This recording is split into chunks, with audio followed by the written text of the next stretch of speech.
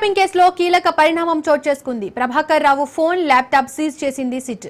Phone recording పై SIT అధికారులు విచారిస్తున్నారు. ఈ నెల 14న మరోసారి ప్రభాకర్ రావును విచారణకు పిలిచింది సిట్.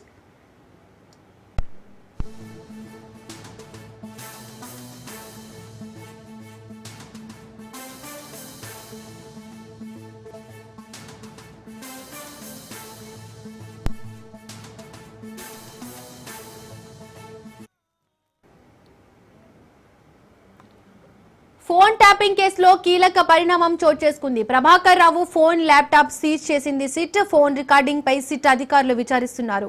ఈ 14న మరోసారి ప్రభాకర్ రావును విచారణకు పిలిచింది సిట్.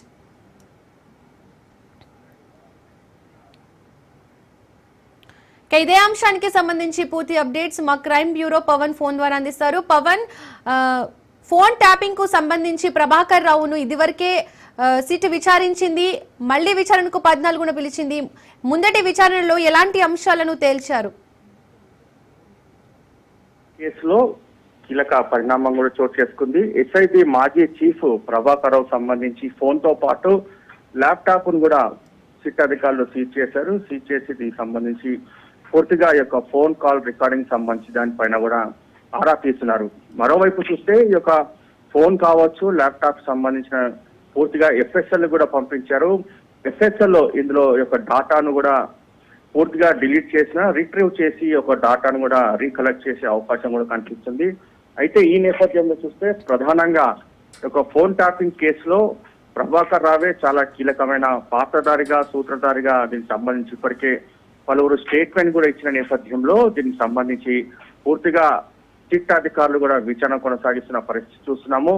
మరోసారి ఈ నెల 14వ తేదీన కూడా విచారణకు హాజరు కావాలని చెప్పి కూడా ఇప్పటికే సిట్కు సంబంధించి కూడా నోటీసులు జారీ చేశారు. 14న మరోసారి ఈ యొక్క విచారణ కొనసాగనుంది.